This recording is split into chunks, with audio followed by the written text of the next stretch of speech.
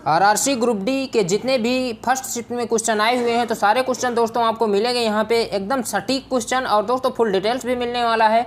जिस टॉपिक से जो क्वेश्चन पूछे गए हैं वो टॉपिक पूरा खत्म किया जाएगा इस वीडियो में, तो वीडियो को अंत तक देखिए दोस्तों, ताकि नेक्स्ट जिसका भी एग्जाम हो तो उसको इससे बहुत बड़ा प्रॉफिट हो सके, और वीडियो को शेयर कर देना है। तो दोस्तों सबसे पहले बताऊं, न्यूमेरिकल से क्वेश्चन पूछे गए थे, बल और कार वोल्टेज से क्वेश्चन आए थे, कुछ शाखाएं पूछी गई थी, इजी क्वेश्चन थे यानी कोई कठिन नहीं था। डाइस कैलेंडर से क्वेश्चन आए थे, कार बराबर बल गुणे विस्थापन से क्वेश्चन आया था। दोस्तों 2021-22 की करंट अफेयर्स पूछी जा रही है। तो पहले क्वेश्चन की बात करते हैं दोस्तों। पहले क्वेश्चन आया था कटबंधीय सदाबहार वन। क्या दोस्तों आया था? कटबंधीय सदाबहार वन कहाँ पाए जाते हैं? तो दोस्तों ये भूमध्य रेखा के दक्षिण या उत्तर में 5 डिग्री अक्षांश पर जितने भी स्थान है तो वहाँ पे पाए जाते हैं कटबंधीय सदाबहार वन, ठीक है, जहाँ पे वर्षा अधिक होती है। फिर ओम का नियम पूछा गया था, तो बी बराबर आई आर होता है, या इसी से रिलेटेड अगर घुमा फिरा देंगे इधर उधर तो आर बराबर वी अपान आई होता है, आई बराबर बी अपान आर होता है, ठीक है। एक क्वेश्चन आया था प्यारा सा, milk of magnesia. Milk of magnesia किसे कहते हैं? तो दोस्तों इसका सूत्र पूछा गया था, तो MgOH का होल टॉइस होता है। फिर एक क्वेश्चन आया था दोस्तों अम्ल से रिलेटेड आया था, बैटरी वाला अम्ल कौन सा होता है? आयल ऑफ पेट्रोल, ठीक है, तो इसका H2SO4 होता है। फिर आर्द्रभूमि से क्वेश्चन आए थे। आर्द्रभूमि का क्वेश्चन एक आया था दोस्तों कि आर्द्रभूमि दिवस कब मनाया जाता है? तो आर्द्रभूमि दिवस दोस्तों 2 फरवरी को मनाया जाता है, 1971 में पहली बार मनाया गया था। ये क्वेश्चन आपको याद रखना है, ठीक है। अब इसके बाद दोस्तों एड्स का पूरा नाम पूछा गया था, तो एक्वायर्ड इम्यूनो डिफिशियंसी सिंड्रोम होता है दोस्तों, एलाइजा टेस्ट करवाया जाता है इसी में, ये फैक्ट आपको याद रखना है। फिर पेरियाल नदी केरल में पाई जाती है। फिर लोकपाल के बारे में पूछा गया था कि प्रथम लोकपाल कौन है? दोस्तों एकदम जेन्युइन क्वेश्चन है ये, तो ये जस्टिस पीसी चंद्र घोष, पिनाकी चंद्र घोष हैं। अब दोस्तों पंचवर्षीय योजना के बारे में क्वेश्चन आया था, तो इसके बारे में हम डिटेल्स में जानेंगे पंचवर्षीय योजनाओं के बारे में। दोस्तों इसमें पूछा गया था पहली पंचवर्षीय योजना किस मॉडल पर आधारित है? तो दोस्तों हैरोल्ड डोमर मॉडल पर आधारित है। ये दोस्तों 1951 से 1956 के बीच में चली थी, और इसका लक्ष्य रखा गया था विकास दर का 2.1 से 3.61।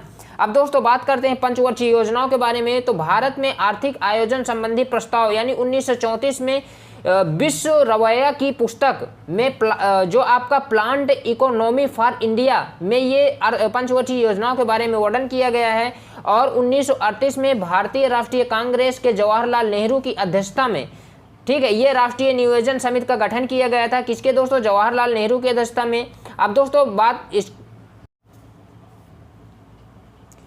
और दोस्तों इसके बाद बात करते हैं 1945 में MN राय ने जन योजना बनाई थी। अब थोड़ा सा बड़ा देख लेते हैं कि दूसरी पंचवर्षीय योजना और पहली पंचवर्षीय योजना किन मॉडल पर आधारित थी।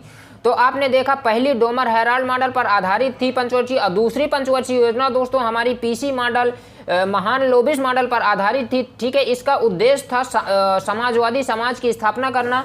और प्रथम जो पंचवर्षीय योजना थी इसका उद्देश्य था दोस्तों अर्थव्यवस्था को संतुलित करना और विकास की प्रक्रिया को आरंभ करना, ठीक है। अब दोस्तों इस जो दूसरी पंचवर्षीय योजना थी 1956 से 61 के बीच चलाई गई थी। ये पहली यहाँ पे लिखा ही है 1951 से 56 के बीच, ठीक है। तो दोस्तों अब नेक्स्ट बात करते हैं, नेक्स्ट क्वेश्चन क्या आया था? नेक्स्ट क्वेश्चन यहाँ पे पूछा गया था हीलियम का ऑक्सीकरण संख्या क्या होती है? तो हीलियम का ऑक्सीकरण संख्या 0 होता है दोस्तों, क्योंकि ये अक्रिय गैस होती है, ठीक है। कुश्ती में सिल्वर मेडल से एक क्वेश्चन आया था, तो आप लोग देख लीजिए कौन सा क्वेश्चन आया था, मुझे पता नहीं इसके बारे में। अब नेक्स्ट क्वेश्चन क्या आया था दोस्तों? इसमें पत्तियों के बारे में क्वेश्चन आया था कि पत्तियों के कितने भाग होते हैं? तो पत्तियों के दोस्तों 3 भाग होते हैं। एक होता है लीफ बेस, एक होता है लीफ लैमिना, एक होता है पेटियोल। क्या होता है दोस्तों? पेटियोल। अब पत्ती के बारे में देख लेते हैं। यहाँ पे पत्ती का आकृति दी हुई है, तो यहाँ पे पत्ती आप लोग देख पा रहे हैं। तो पत्ती में पहला दोस्तों सिरा बोलते हैं, और दो टोटल मान लो जो ऊपर से नीचे तक होता है तो ये पर्ण फलक बोलते हैं इसे, और ये जो बीच में लकीर होती है इसको मध्य सिरा बोलते हैं, और यहाँ पे दोस्तों इसे पर्णवृंत बोलते हैं। क्या बोलते हैं दोस्तों? पर्णवृंत बोलते हैं। अब नेक्स्ट क्वेश्चन देखते हैं। नेक्स्ट क्वेश्चन क्या आया था? नेक्स्ट क्वेश्चन आया था दोस्तों आपका प्रकाश संश्लेषण से क्वेश्चन आया था कि प्रकाश संश्लेषण की जो रिएक्शन हो या कुछ भी, मुझे कंफर्म पता नहीं है, तो मैंने रिएक्शन लिख दिया है कि जब कार्बन डाइऑक्साइड को जल के साथ अभिक्रिया करवाई जाती है तो ग्लूकोज और पानी और ऑक्सीजन निकलती है, ठीक है। ये क्वेश्चन आया था। और दर्पण से एक क्वेश्चन आया था। अब दोस्तों हम देखेंगे जो क्वेश्चन आया था पहला हमारे शाखाओं से संबंधित क्वेश्चन आए थे। बायोलॉजी में शाखाएं पूछे गई थी, तो कुछ मोस्ट इंपॉर्टेंट शाखाएं हम लोग जानेंगे जो क्वेश्चन पूछ सकता है आगे।